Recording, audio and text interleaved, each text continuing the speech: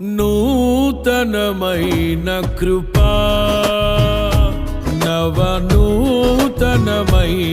కృపా,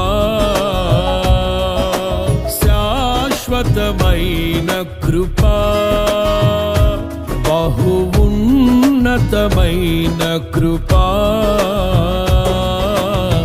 నిరంతరం నాపై చూపినా నిత్య తేజుడా యేసయ్యా.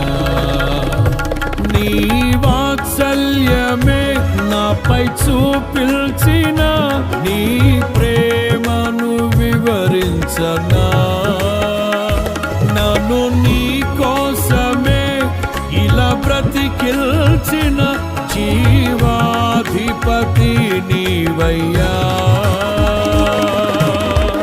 ఇదే కదా నీలో పరవశం,